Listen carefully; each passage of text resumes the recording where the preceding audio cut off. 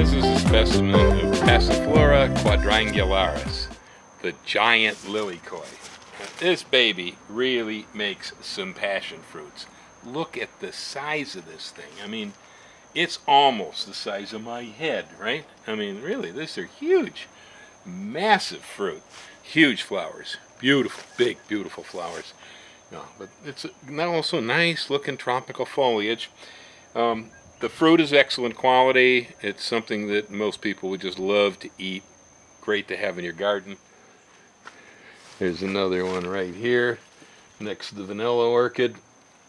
What a monster, huh? It looks like a baby watermelon. This is a great plant and something that I do want more of around my garden. And so the easiest way to do this is I'm going to make some cuttings from this.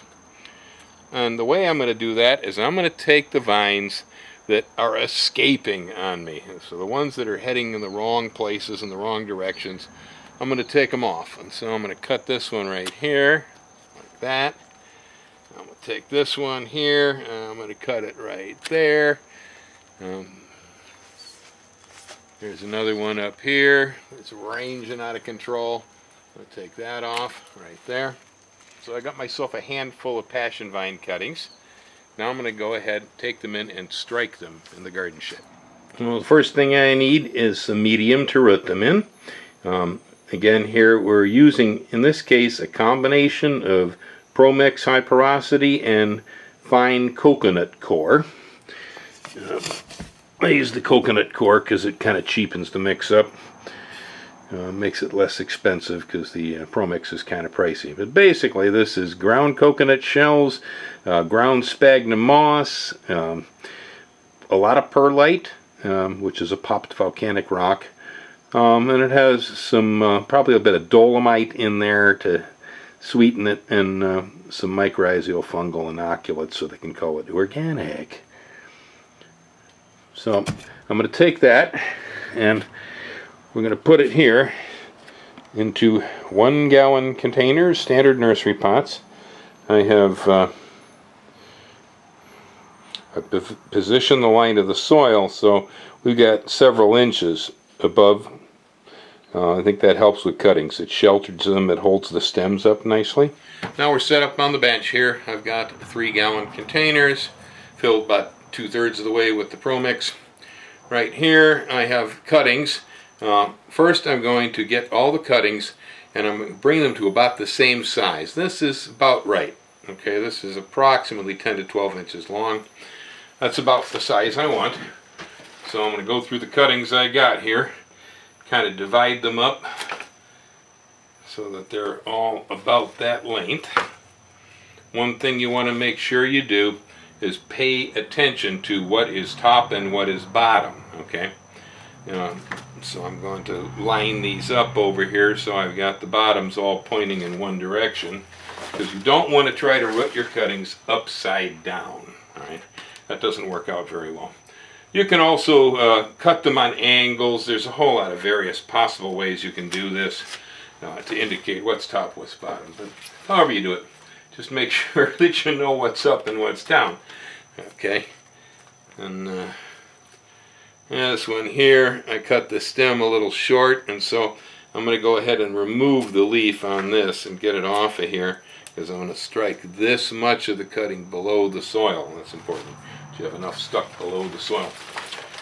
And so if you're close to the leaf node, go ahead and cut it. Now we also have tendrils all over these, and so I'm going to remove the tendrils. We don't need those either.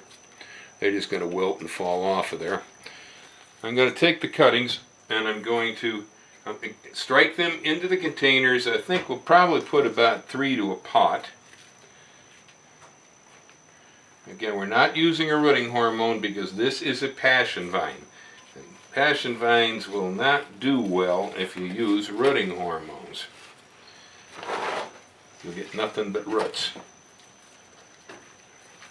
Much better when they're just done a la natural. Now make sure that you do not push the cutting all the way to the bottom of the container. That's pretty important. Okay, you want to leave room below for the roots to form in the soil. 3 cuttings in a pot. That's a good number for these. Very fluffy, big looking things. Alright, so I'm going to take these outside in the nursery, set them down in the shade where there's some light, but it's subdued and gentle, and I'm going to water them into the pot. So I have some cuttings of this giant Lilikoi that I struck a few months back. That's about 2 months in the pot. You can see here we've got one fabulous root ball on the end of this. See, real nice. We also started to get some new shoot development up the tip here. And so this is coming along nicely. These are such large cuttings that I'm going to go ahead and strike them right into gallon containers. And so I've set soil into the bottom of the pot here already, about maybe a third or so of the way up. This one over here is a real whopper. Now I'm going to take some more potting soil and place it inside the container.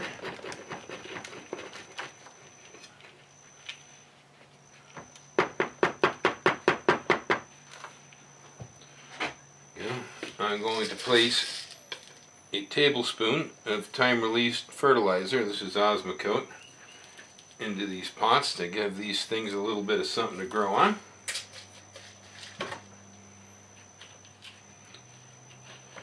I'm just going to press them down, put them out in the nursery and water them. There you have it. There you have it. Giant Lilikoi plants.